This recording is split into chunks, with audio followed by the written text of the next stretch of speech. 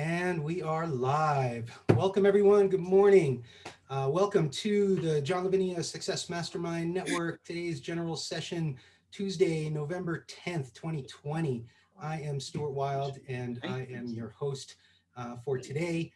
I'm like you guys, I'm a student of mindset and personal development and human empowerment. And I always am grateful to our friend and mentor, John Lavenia, for offering some of us the opportunity to facilitate these sessions and share some cool ideas and concepts and spark some thought-provoking discussions that we can all lend our minds to and see how that relates to mindset and success and personal development. I'm glad to be here with you guys today. Today's topic is an interesting one. My dear friend Adrian Garner and myself and our friend Wayne Bradford as well. I've had several sidebar conversations about this topic over the last several months, honestly, since we all got together. And Adrian and I have been joking really for months about when are we gonna talk about quantum physics and Schrodinger's cat and things like that. And so the challenge, I think, and as I was mentioning before we went live, is, some of this stuff is super complicated, sciencey, physicsy stuff. And, while my goal, my intent is to share some of this information with you, it's not to, completely nerd out and just get into the science aspect of these things. It's really so that we can maybe have a greater understanding of how the world around us works, and how that relates to our mindset, and how we can be cause in our world, and not just be effect, right? Or not just be affected. So without further ado, I will share my screen here with you guys, and I put together a cool little presentation that we are calling Schrodinger's cat and the quantum self. Can you guys hear me okay? Give me a thumbers if you can hear me. Okay, good. All right. Oop, let me go back. Schrodinger's cat and the quantum self. Now, last night on book club, we were reading the chapter on the mastermind. And some of you may have caught this. I know, Adrian, you did as well. But there were some quotes in that chapter that specifically related to matter and energy and how matter and energy are transmuted into the object of our desires, right? And so all this stuff is all related to me. And I've been a student, let's say an amateur student of quantum mechanics for many years. And, this was just an interesting thing for me to be able to try and tie these topics together. I'm going to start with the quote from last night's book club chapter, okay? This comes from the Mastermind chapter of Think and Grow Rich, which was written in 1937. Keep in mind the fact that there are only two known elements in the whole universe, energy and matter. It is a well-known fact that matter may be broken down into units of molecules, atoms, and electrons. There are units of matter which may be isolated, separated, and analyzed. And while Napoleon Hill never really claimed to be a scientist, let alone, a budding quantum physicist, this really spoke to me because, a lot of the groundbreaking science of the day was happening really around the same time that Napoleon Hill was writing this book. And I really, really appreciate how he wove in all these science concepts into the mindset aspect of things.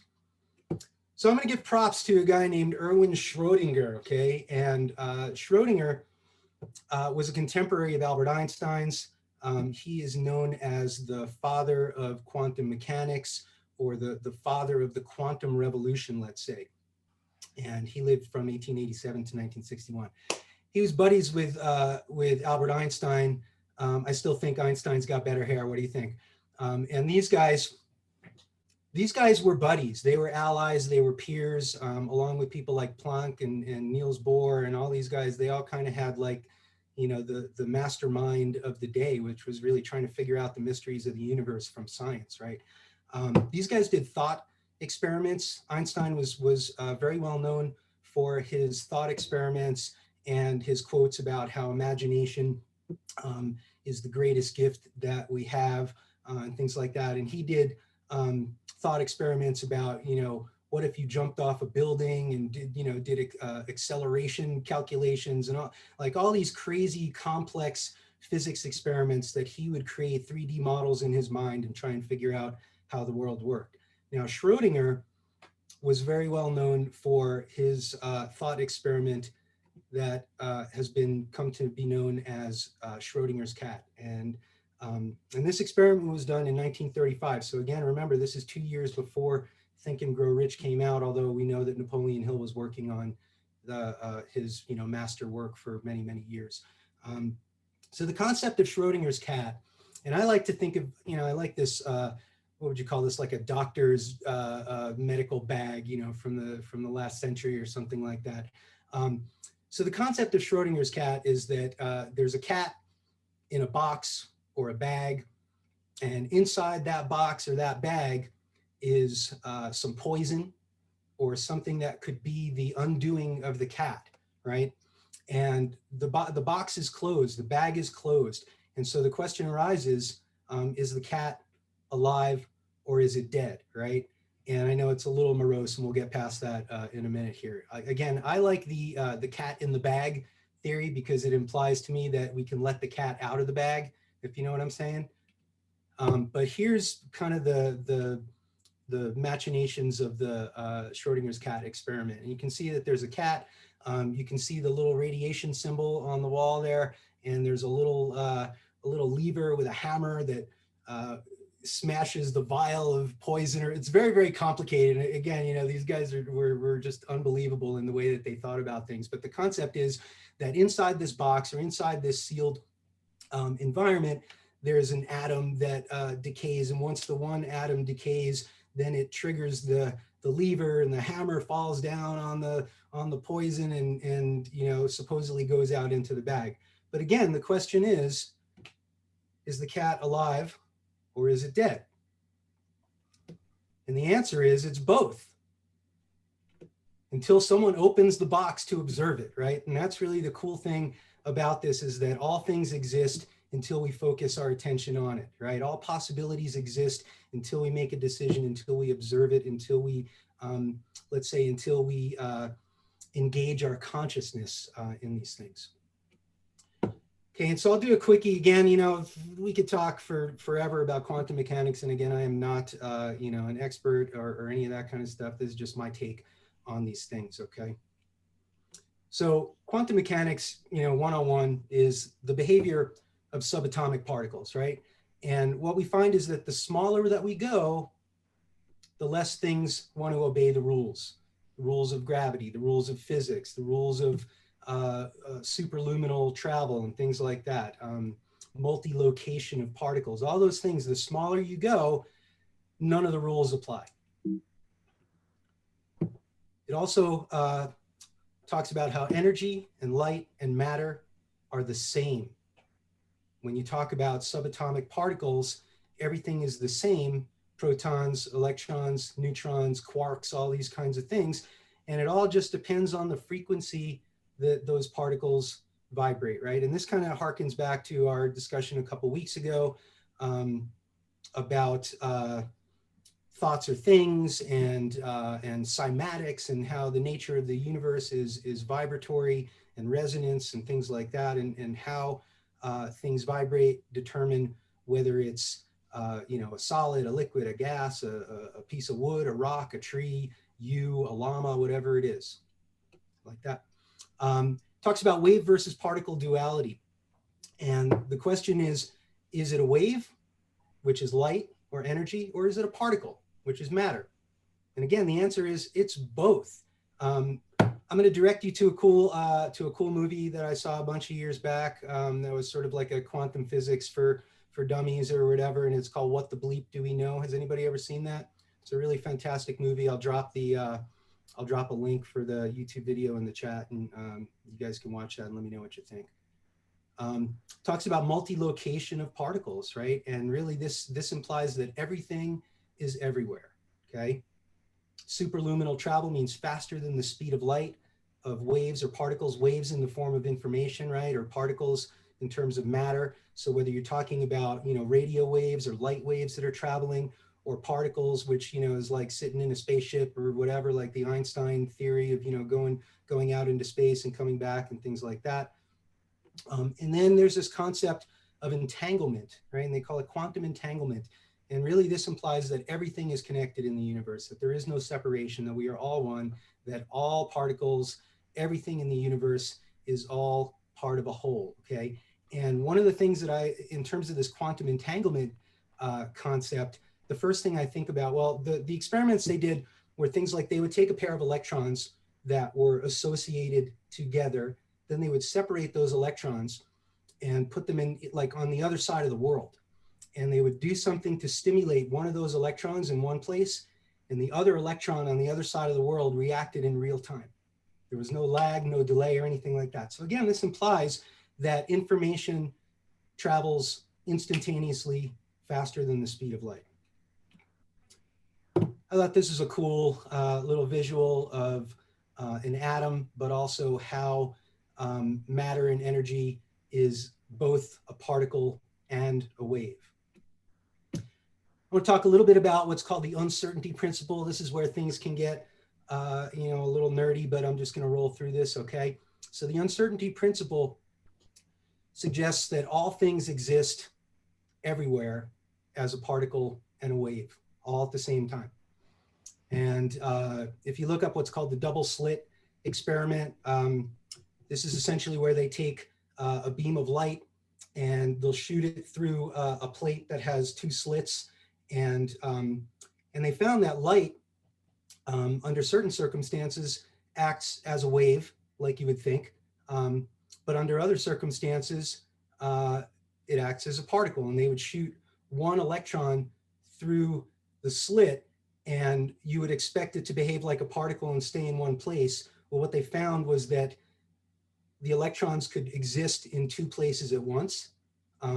They also would create interference patterns like a wave. And so the more they looked at this stuff, the more they realized that all things have properties and behaviors of particle and wave. So light and energy can act like particles, can act like waves, but also matter, which is a particle, can also act like waves, right? So it really just kind of throws the whole thing up in the air. And to me, that implies that everything is possible.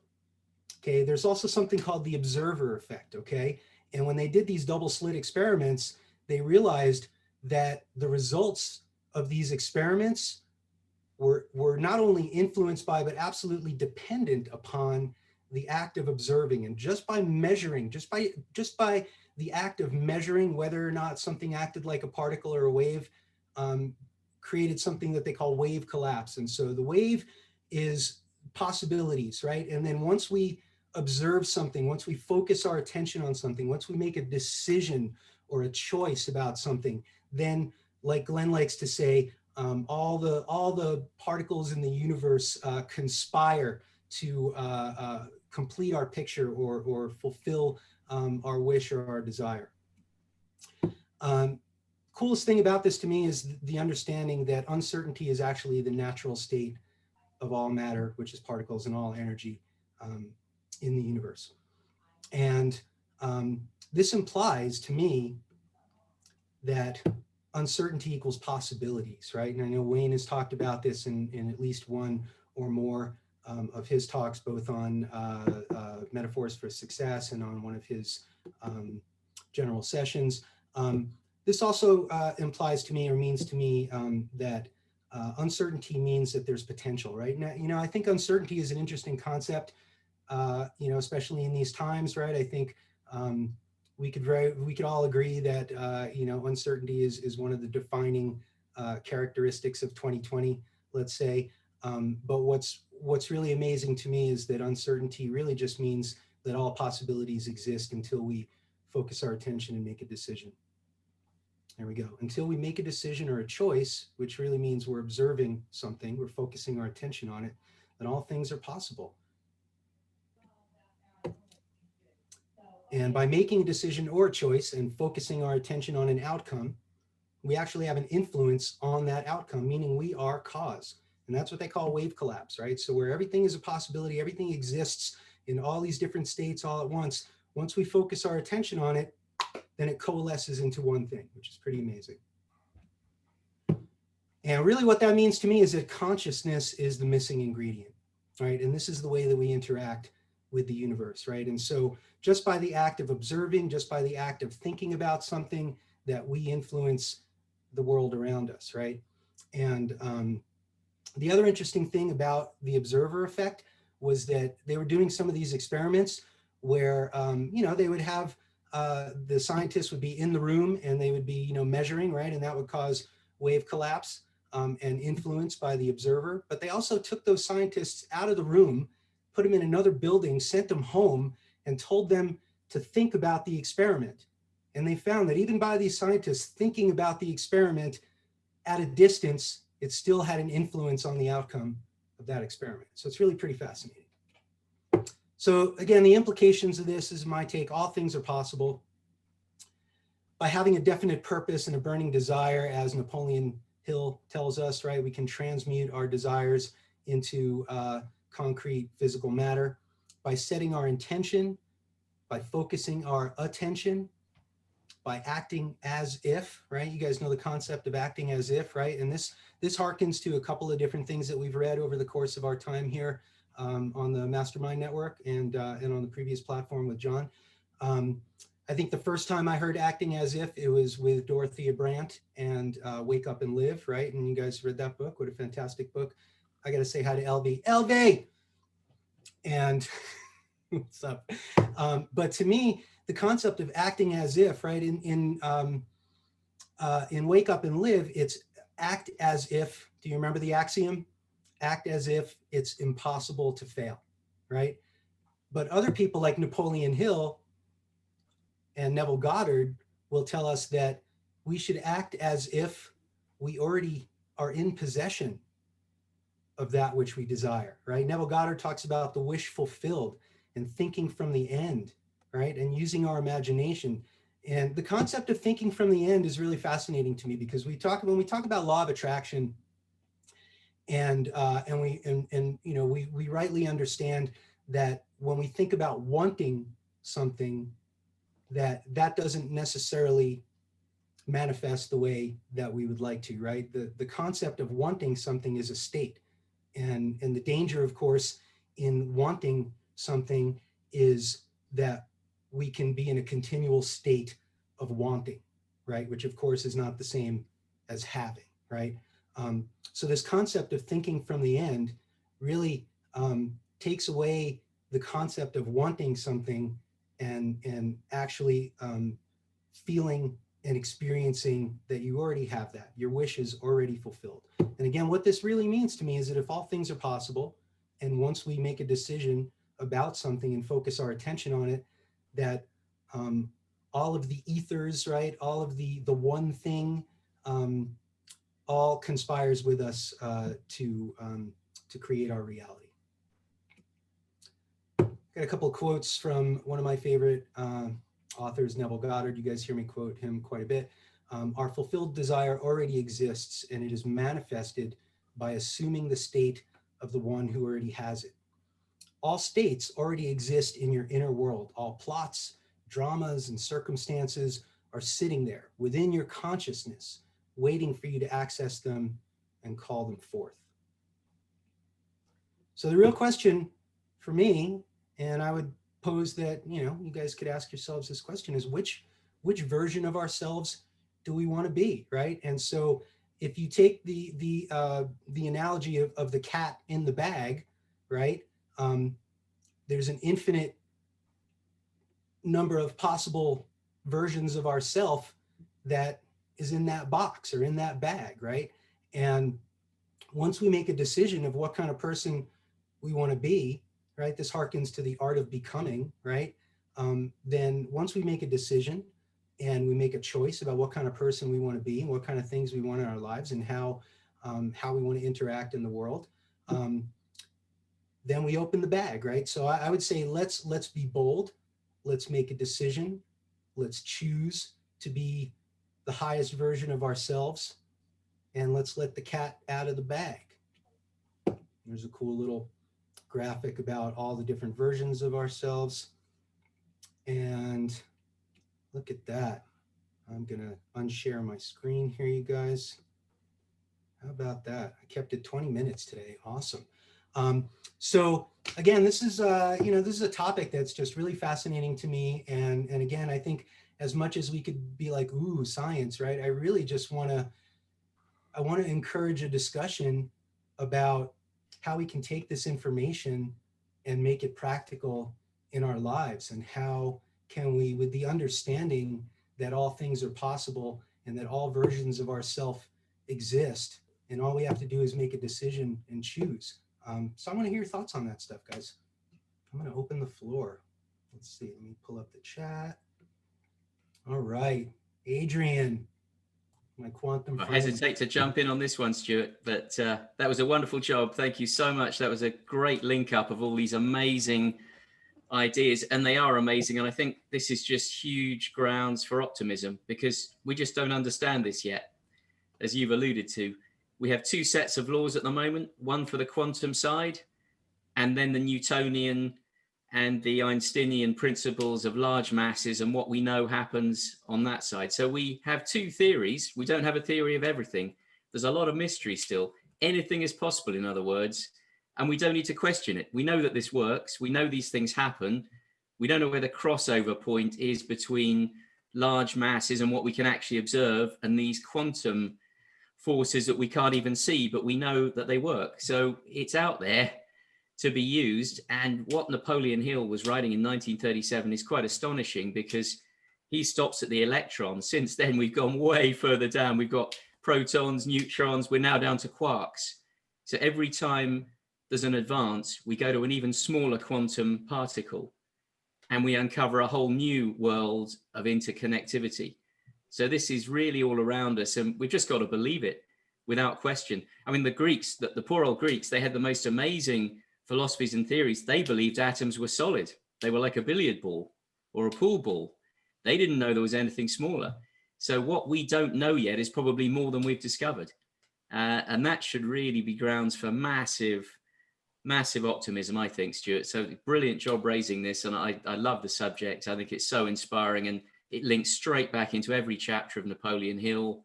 When he talks about the ether, he talks about the laws of nature, and how all of us can harness those if we choose to, and turn that power to our advantage. So what an amazing subject. Thank you, Stuart. Oh man, thank you. Yeah, I could talk about this stuff all day. So that's great. Thank you for your sharing. That reminds me, when you talk about the two sets of rules, right? And I think what's interesting is the more scientists are looking at these things, the more they're seeing that these quantum principles actually do apply on the macro level, which is interesting. And I wanted to mention earlier, but when we were talking about entanglement, right? Where this goes to me in terms of the macro level is what we were talking about a few weeks ago with Adrian Jackson as twins, right? And so you have particles that are entwined and then separated, but then they feel the same, they can think the same, there's all that kind of stuff. And the more that they look at these things, the more they realize that quantum entanglement is not just on the sub-micro level, that it actually is real on the macro level as well. Thanks, Adrian. Star, how you doing, Star? What do you think about all this stuff? Hi everybody. Yeah, it's really fascinating, and the thing about the thoughts galvanizing the matter and creating an action and a cause is quite bizarre, because I've been like part of the process that I've been going through. It just makes me wonder on what level the thoughts galvanize matter and action, because one of the things that I've been going through in this hard time that I've been having lately is the fact that I've been focusing my thoughts all this time since whenever I joined May or something, and nothing was galvanizing. In fact, the opposite type thing was happening. And in my little down spell, I kind of had a loss of faith, because I felt that I had been focusing those thoughts so hard, but and not the right outcomes were happening. So it does beg the question about the intent of the thoughts, perhaps. And one of the things that I've been looking at more recently, again, back to the psycho-cybernetics, which is, and his whole philosophy is that it doesn't matter how much affirmation and positivity you do, if your affirmation and positivity is going against your self-image is like a set point, and until you change that, you can't change anything else. So, for example, if you're overweight and you think in your self-image you're an overweight person, it doesn't matter how many diets you go on, you will fail and you will always be overweight until you change your self-image to be that you are not an overweight person. So part of me wonders, with this galvanization of thought, if it's a frequency, if it's I don't know if I'm making myself, if you understand the point I'm trying to make. It's like you can be focusing all of these thoughts and then not create what you're trying to create, not change matter. But then on the other hand, it can also. So it confuses me. I don't, I think I totally get what you're saying, and I totally get that element of confusion, or even that element of self-doubt, right? And that, do my thoughts really create my reality, right? And if we have any doubt about any of these things, then we're not going to be able to create that congruence between the conscious and the subconscious mind, which is, I think, what you're really getting at is, and this goes back to really even some of the first things that John talked to us about, in terms of, you have to believe, right? 100%. There can't be any doubt at all, because the trick, or the goal, is to convince your subconscious mind of these things, because that's really the seat of creation, right? And in my experience, and many of you guys might agree that I use that drowsy time between wake and sleep, where that veil between the conscious and the subconscious mind is very thin. And I find that that's the best time to program my subconscious, right? And to try and create that alignment and that congruence, because you're absolutely right. If we don't truly believe it in our subconscious mind, then we're not going to have the same effect. And then one last thing I'll say about that is this concept of thoughts creating reality, right? And we go back to the difference between a fleeting thought, or something that you just put a little bit of energy into, versus something that is a burning desire that you put all of your attention, all of your energy into. And the more we feed these thoughts, the more energy we feed, the more energy we give them, the more powerful those thoughts are in terms of how far they go out into the universe, right? And so you might just have a fleeting thought about, oh, I can't do this or whatever. But if you're focused on that, almost all the time, because it's just what you have to do, then I think that's where we start to see that shift. And I'll say one more thing, Star. I remember a couple months back, and you were really embracing these concepts. And I also remember that you were testifying to them, right? And you were saying, I'm meeting people, I'm losing people that aren't good for me. So anyway, I think that you're selling yourself short a little bit, because I know you're powerful. We all know you're powerful. We all know that you have the ability to do these things, right? And the trick is to get past the self-doubt and anyway, thank you. I'm working on it. Thank you. We all are. This is brilliant. Thank you very much for this fabulous topic. Thank you, Star. And hi, LV. Nice to see you. All right, my friend Wayne. How you doing, Wayne? I can't wait to hear what you have to say about all this.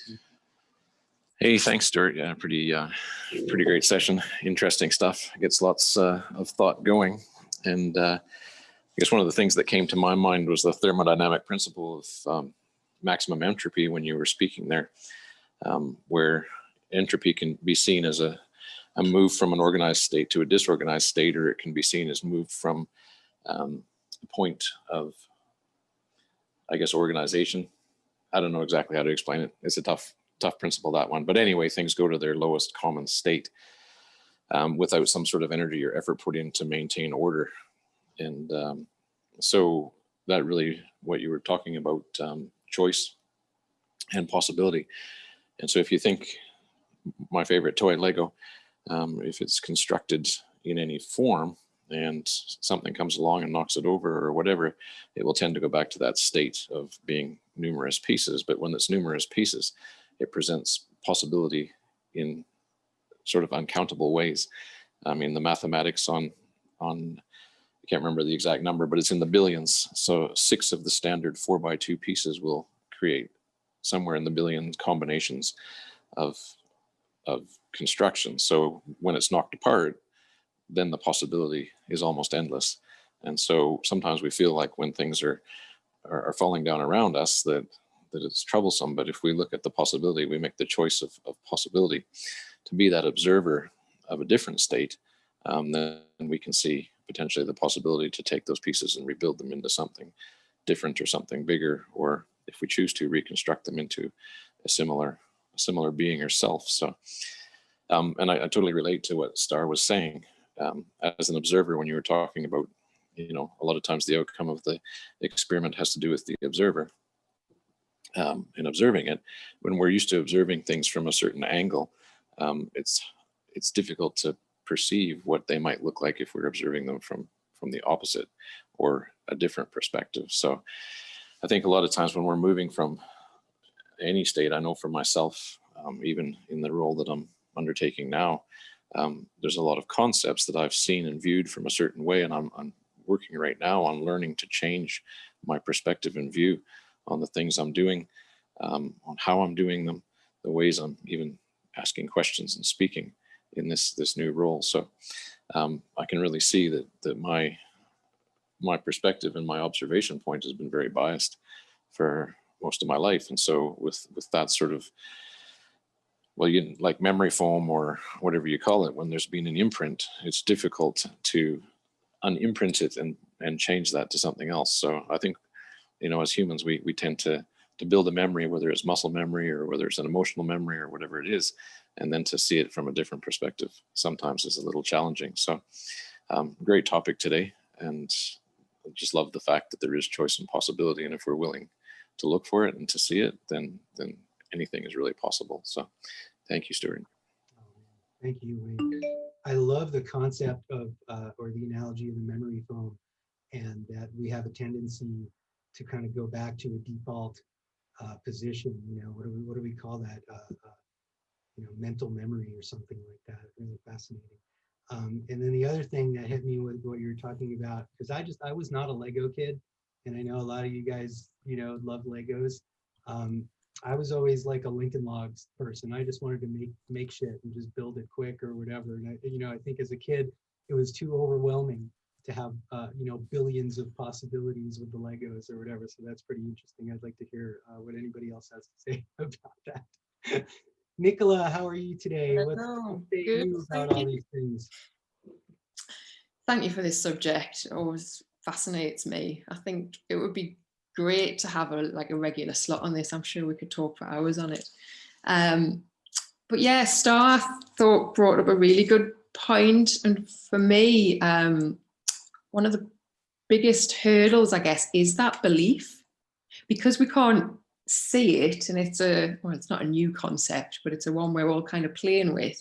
Having that faith and belief is probably the most challenging bit. But one of the things, I think it was an Abraham Hicks, the way she describes it is every time you doubt or every time you start to question that kind of chosen path, you're closing the doorway to that frequency.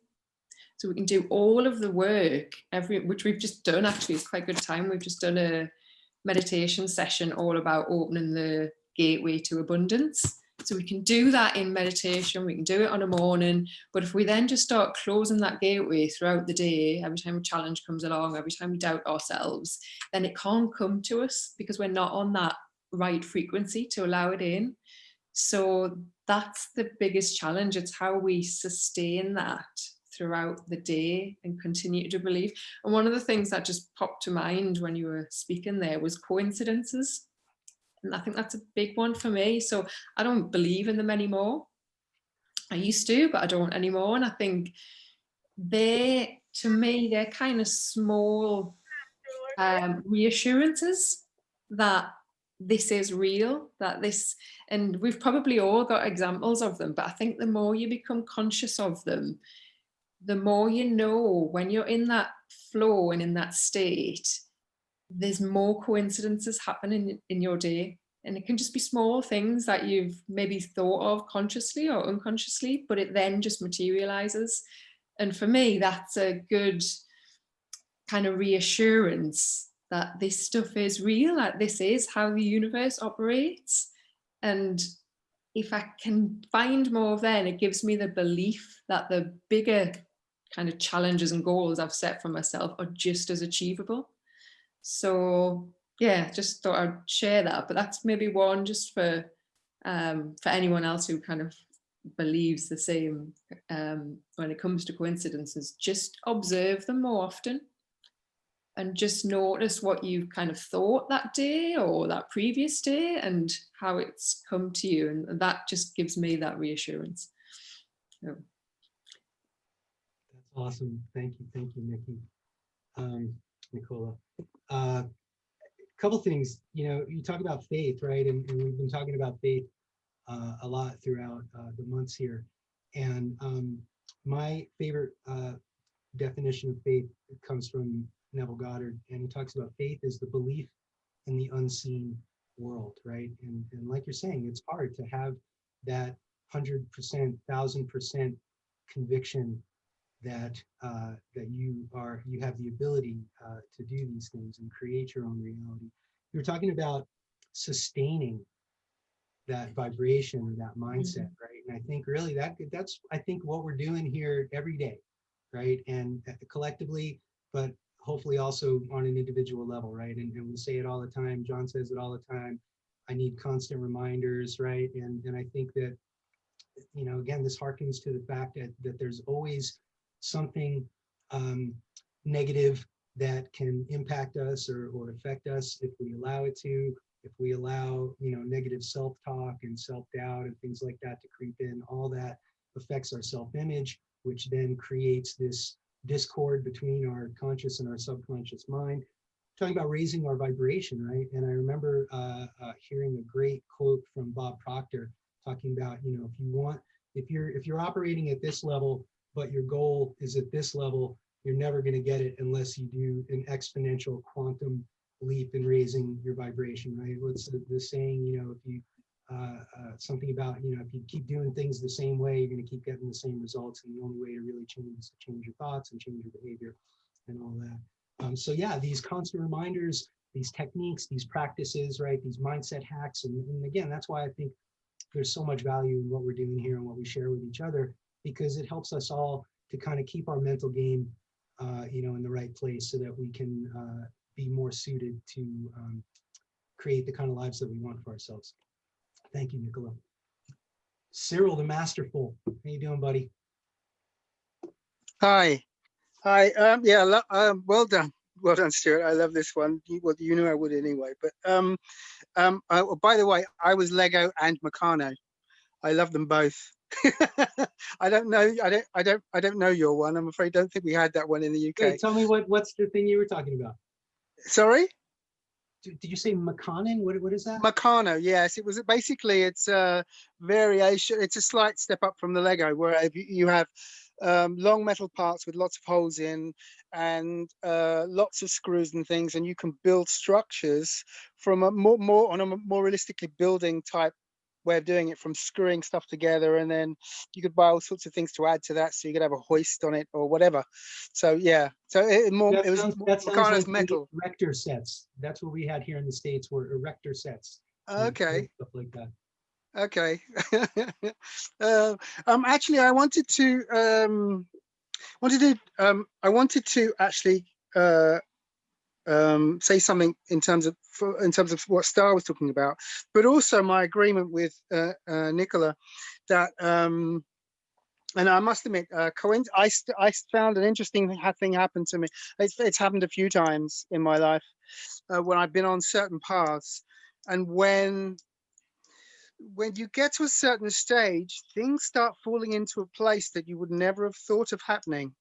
I had, when I was dancing, when I was dancing, I had got opportunities that came up all of a sudden out of the blue. And when I first started singing, I had opportunities that kind of came out of the woodwork from nowhere, or that seemed to be from nowhere. I see that's that one could say it's coincidence, but I know certain aspects of it were definitely not coincidence. I just happened to be at the right place on the right day. So, and maybe because somebody heard me, I then got an opportunity that came up. So, so I must admit, I'm with Nicola on that one. In terms of the faith thing, that's an interesting one to me, because I do believe the greater faith you have, the easier it is. There's no doubt about that. But I still think that even with doubts, you can still make it, as long as you have the persistence and drive forward. Because most people will have doubts for one reason or another, but it's how much you still drive forward, even given those doubts, that I think matters more to me. Because the brain, I know my brain is such that I tend to get both sides of a story at the same time. My brain is continually coming up with both ends of the spectrum, and that's often why in the past, particularly in my childhood, why I used to be so doubtful, is because I could see both sides of the problem, and I couldn't figure out which one I should talk about first or whatever, and I couldn't, and usually I couldn't even balance the strength of argument of them, when I was younger, at least. And as an adult, it's easier, but I mean, that may be something to do with my dyslexia as well. But but one thing I have learned is that, as Nicola said, is that by meditating on those ideas and using affirmation and doing it all the time, even something you doubt will eventually come to pass if you persist in action. I mean, for me, actually, for example, the one I would say that actually kind of concretes it for me is the one about positive mental attitude. Because my affirmation used to be, I have a positive mental attitude. And it used to kick me because although I was meditating, I don't meditate regularly these days, although I should. I meditated before because I needed it to keep my mind together, basically, because there was so much negativity going through my head, and I was always thinking the negative thoughts, and I found it quite difficult to keep them at bay. And my cup was always half full. Half empty. I got it wrong again. Half empty. So, but I would say that the one thing that kind of cements it, as Nicola was saying, was that what I used to do was say, I have a positive mental attitude every day. And although it didn't happen at the time, all of a sudden, without me even thinking about it and without me even realizing it, it was there. It happened. Without you even having to say it, right? Without it's persistent, and it took a long time. It took a few years before it happened, because I was doing the meditation every day, and I kept putting it through my head, but also I was working on those negative thoughts, and I found ways to deal with them as well whilst I was, in normal day life. So it does take action on both sides of the equation for it to work. So the doubts are only valid if you allow them to make a change in your action forward. So I would definitely say that, yes, just keep moving forward, keep doing the meditation, and eventually, also, as with the coincidence, stuff starts to happen that then strengthens the ability to understand and see. I mean, for example, I am such that I can see, if somebody gives me an idea of something, I don't see it as a full picture in my head, but I can see it. I can put it together in my head and say, oh, okay, I can see that. I can, like a construction, like with the Lego and stuff. I would see something in my head and try and put it into fruition. And I know not everybody has that. That's Sorry? that's a perfect thought experiment. You're very, Yeah, exactly. you're very Not sure everybody right. has that. There's a classic argument that happens often between couples where one person can see something that's been thought about, and but the other one can't picture it. They can't, and because they can't picture it, it's not until they see it actually coming together that they then can see it. I think the same thing is true. Sometimes you just have to keep going for it, keep plodding away at it, and eventually it comes to a fruition. Yeah, it's like building a house. You're very right, man. You're very, very right. Thank you, Stuart. Well done, man. Well done. Thank you. Well done to you. Thank you. You know, when you talk about dancing, right, I always kind of come to this analogy of how life is a dance, right? And I think it's really a wonderful thing to hear you talk about your experiences in the zone or in the flow when you're dancing, because I really do think that's a metaphor for all of us. We're all dancing with the substance of the universe, that's for sure. I like Yeah, absolutely. And sometimes you're just dancing with a bad partner. I liked how you talked about seeing both sides of an issue, or multiple sides, right? And as an outfitter, as a wilderness guide, I find that that's been a really helpful trait to me, is to be able to shift perspective, or to be able to entertain multiple perspectives at the same time, right? And I find myself saying things like, part of me thinks this, but another part of me thinks this, right? And it's this interesting thing to sort of acknowledge the different perspectives. And going back to what Nicola was saying and what you reiterated about coincidences and there not being any coincidences, I'm a firm believer that there is no such thing as a coincidence. I look for and find meaning in everything, in every event, in every circumstance, in every interaction in my life, and I find it. And I think a lot of that's just about our perspective and how we look at the world. Thank you, Cyril. Glenn, my friend Glenn Henderson, how are you doing today, buddy? Well, first of all, Stuart, in regard to your talk and the topic today, I can state here and for the record, my head hurts. This is great, phenomenal stuff, man. And it actually reminds me, you know, I know we're coming up to the top of the hour here, so I shall do my best to follow the 3 B's, you know, the 3 B's: be brief, be sincere, and be seated. So are those the 3 BS's? The 3 B's of public speaking, yes. Anyway, being you know, artsy-fartsy musician type, a lot of these concepts, although while I absolutely love them as they are, they end up starting to sound like music to me after a while, or starting to sound like something lyrical or something magical that can take place in our lives. I have been having a lot of conversations recently with people who, for a variety of reasons, are currently living in fear. And some of the conversations have been with the guy in the mirror. I'll just say that. And sometimes some of it is circumstances, has to do with, some of the fear has to do with circumstances. Other of them, the conversations have to do with not really knowing who we are anymore, or having forgotten who we are. And the thing that struck me about your talk today more than anything else was that it served as a reminder of the magnificent and almost limitless power that we have as people to create, to manifest the life we want, the life we desire. And sometimes, and we don't always remember that. I'm just going to drop a couple of quotes that really make me feel some type of way on this topic. One of them, Marianne Williamson. You've heard this, right? I'm not going to read the whole thing.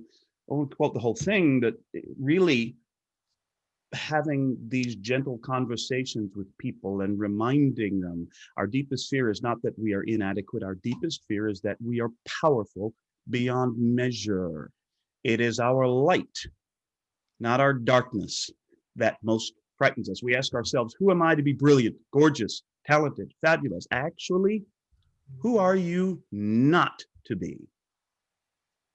So I leave that there. And the wonderful thing, again, coming back to this Lavenian supercomputer, as I think was the phrase that Mark used a minute ago, is that as our good friend John has reminded us, the whole purpose of this mastermind is, how do you say it, John? To rehabilitate cause in the lives of people who have forgotten how powerful they are. And so I share that with myself and with all of us here, because we've all felt that. Oh, wait, am I really good enough to do this? Do I really have what it takes to achieve my desire? Star, yes, you do. And I don't mean to point a finger at you, Star, because every one of us has felt that at some point, haven't we? And I'm here to remind us this morning, who are you not to be? Back to you, Stuart. Oh my God, so powerful, dude. That's a great quote and a great share. Yeah, we are limitless. We are powerful beyond our comprehension, and we all need reminders of such things. So thank you for your share. Thanks for that awesome quote, and thanks for your energy and your great positive outlook on life, man. We love you. Let's see, Virginia. How you doing, Virginia? Hi, well, I am multitasking to the max because I am working, I am showering, I am eating, I am putting on makeup, I'm trying to listen, but I'm going to be very brief, and I had to make notes of what I wanted to talk about. Cyril, you must be a Pisces.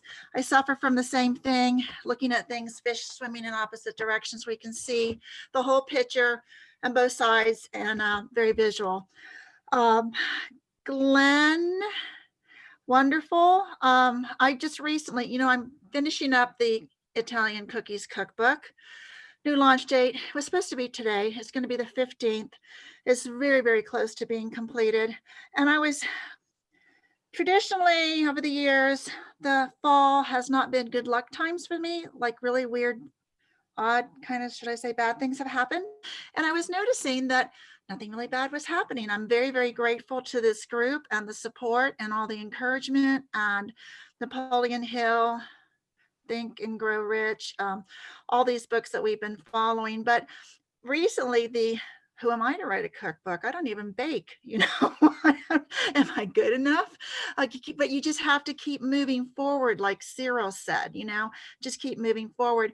Well, a funny thing happened. I ordered a paperback version of a cookbook that was out there, even though I already had the Kindle version, just so I would see what a paperback quality would be.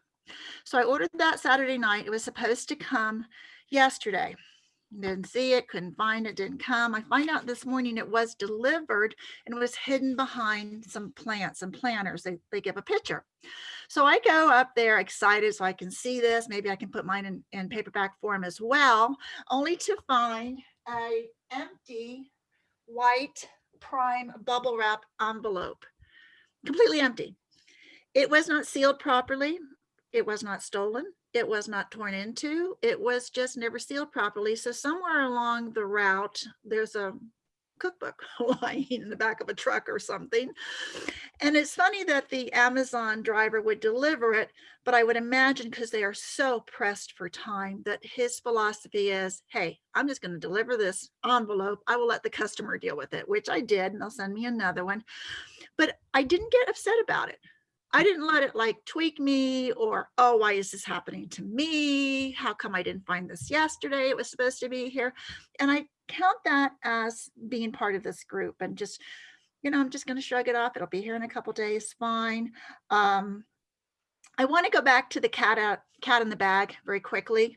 Wondering, for one thing, if that's where the expression let the cat out of the bag, or the cat's out of the bag, evolved from. That would make sense.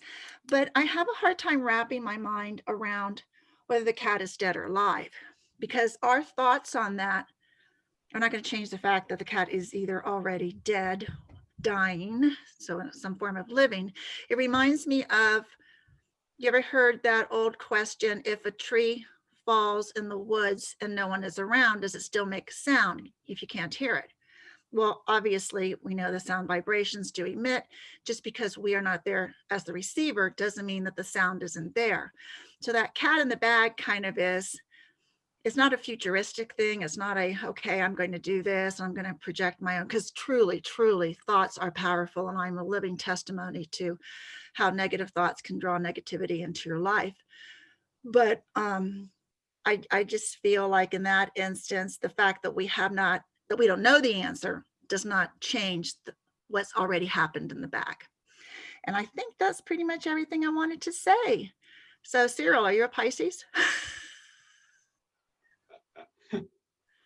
All right, and that's Cyril's birthday was just the other day, so Cyril's a Scorpio. Can't be. Oh, Scorpio. Oh, well, that makes sense because they're interrelated with Pisces, and I've never known many Scorpios actually. Well, maybe he's got some Pescado rising. Maybe he's one of his other signs. It might be, because we're supposed to be very compatible, but I really haven't known any. Okay, next person. Thank you. Awesome. Thank you, Virginia. Great to hear the story of how in the face of challenges and maybe things that didn't go the way that you were thinking they might, and still maintaining a good positive attitude. Yeah, to me that it reminds me of when our pallets came from China, and they were moldy and broken and all that, and we just kind of cracked up about it. So much of it is about having a good, healthy, positive attitude. And I'm so glad to hear that your cookie book is moving forward, and I always appreciate your shares. Thank you, Virginia. And then I see Therese is up. What's up, Therese? Hello, how is everyone? It's nice to be on the call this morning. Stuart, yeah, I could sit and chat with you about this endlessly like a philosopher sitting in a circle on a stone with a bunch of other philosophers wondering and pondering the meaning of life. It's good to be back. I took a little hiatus. I really needed to focus on some things that I wasn't getting the time to get to. And so, when the first day was kind of like, there was a bit of nervousness, like, okay, all of a sudden I don't have my morning support, my morning mindset to set my day. And I was a little, in my mind wondering how the week was going to go. Like, had I made significant changes in my mind, and was I going to be able to follow through, what was going to happen? And it was a really great week. I got so much accomplished. I felt amazing. I felt everything that came my way was, I just had such a sense of calm about everything. And I checked some things off the list. I made some great moves. Both products are on a ship on their way to, on the way to a couple different distribution centers. I took care of some personal things that I had been just neglecting. My apartment is getting in order, and everything just felt really great. I moved on to some different music, which I've been listening to some Vedic music. I've always listened to frequency music, but I shifted that to this really lovely, I think there's a real feminine energy about the music I'm listening to right now. And I feel like that's transcending through my communications with people, which is lovely. And yeah, I don't know what else to say about your topic, except for that I definitely have been someone who sort of believes that, I think I put that in the chat a little while ago. It's like, what if none of this even, this is lovely. We've got all this positive energy and we're moving forward, and yes, the law of attraction exists and science exists. But I think sometimes the bigger purpose or meaning is to, be okay separating yourself from the tangible, and know that you're just, your molecules moving through space and time. And I think it's important, obviously, to be a positive force and move positively through this kind of continuum. But I know, like Star was mentioning, and certainly I've mentioned throughout all this, I mean, there's obstacles and there's things that get in the way, and I don't know, sometimes I think it's a lesson, it's a learning lesson, and or sometimes it's the universe's way of keeping us from going in the wrong direction. And and or perhaps we're not quite sure that we want to go in that, like there's a moment in time in which we, I think, are held in space to be able to drill down what is really true and right, or or maybe to bypass a path that we really weren't supposed to go on. So I don't know. I think it's important to be able to look at it and be open to a lot of different possibilities about what we're doing, and to try to just stay light in your heart about it. So I don't know. Thank you. It's nice to see everyone. Nice to see you. Thank you. Thanks for the reminder to be light in our hearts. Yeah. That's a good way to be Yeah. in life. And I enjoy hearing you talk about your wins, because I know, you're somebody that, let's say, is not afraid to share when things may not feel so great. And I appreciate that, because I think we all have days, moments, times like those. And it's really nice to hear you share your wins. But I think no matter what, and I think we would all agree that you exude really just a positive attitude all the time. It's just always nice to Thank you, Stuart. share and see your face and all that. So thank you. All Thank right, you. it is a minute past the hour. Any burning desires? Anybody else? I saw that John had his hand up, but then maybe he left. Oh well. Anybody else? Anything else to say? Otherwise, oh, Allie. How are you, Allie? Hi, sorry, I know everyone's got to go, but I just quickly wanted to say, last year I started changing. I wanted to change in my life, and so I knew I had to just be grateful for everything. So I was just grateful every day for everything, and I just live life and live life and live life, not really thinking that anything else was happening. That there wasn't a huge, great big change. Nothing like since March. But when I look back now over the whole year pre-March, I realized actually how much change. There was change going on, but I was so in the middle of it, just living life day to day, that I never really realized that things were changing until I can look back and see, wow, from where I was then to now, and including from March onwards, it's just unbelievable, the change. So I think sometimes changes are happening when you don't even realize it. And I just love the image of a sat nav, and I know that that's a very common image. But when we set a sat nav and we're going up, we want to get to the Lake District, and we're on the M1, and we know we're going to get to the Lake District. I mean, we just know we're going to get there. There is no doubt in our minds. Even if we have a flat tire, we know we're going to get there. And yet you're passing industrial estates and horrible, stinky cities, and at the present time. But we have no doubt. And in the same way, in life, if we have that goal, we know we're going to get there. We will get there, even though we've got these horrible, crappy days and this, that, and the rest, and things will happen. It's not what we see in the present that is going to affect that goal, if you see what I mean. Anyway. That's awesome. I'm not eloquent at all. I'm so sorry, but anyway. No, don't be sorry. That's great. I think there were a couple of really amazing things that you just said there. One about change, right? And that when we're in it, it's really hard to kind of see the progression of things, right? And you mentioned sort of looking back, right? And when you arrive somewhere, or from your present moment, and you look back, right, then you can kind of see the progression of events, experiences, connections, all these things that brought you to that point. But when you're in it, you can never really see. You often don't even know what the next step is, or where the next point is. But when you arrive at a destination, or when you just sort of center yourself in wherever you are now, right, and you give yourself a little perspective, yeah, I think we would all agree that we've all had profound changes in our lives, in the way that we see the world, the way that we interact with the world, with each other. So thank you for that. And then the other cool analogy that I just thought was brilliant is this concept of, and maybe I understood it wrong, but here's what it meant to me, was, you get in your car and you have a destination. You're like, I'm going to the grocery store.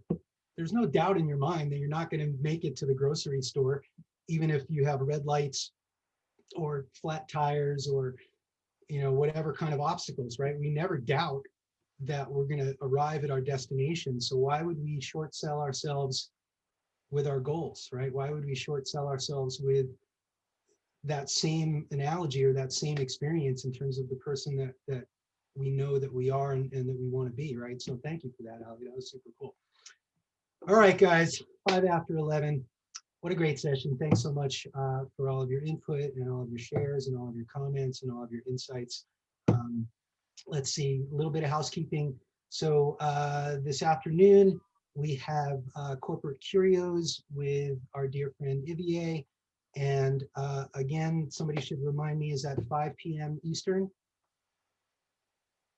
Ivier, are you with us? Somebody? I want to say it's 5 p.m. Eastern. Gail's nodding. Gail's nodding. It is 5 p.m. Okay, thank you. So yes, please join us later with Ivier for Corporate Curios and her stories about success and her corporate experience. And then tonight we'll have another session of Adventures in Mindset, and that is 8 p.m. Eastern as well. I look forward to seeing you guys. And we'll see you tomorrow on the John Lavenia Success Mastermind Network. Cheers to everybody and have a great day. Thank you, Stuart. Bye. Thank you. Bye, everyone.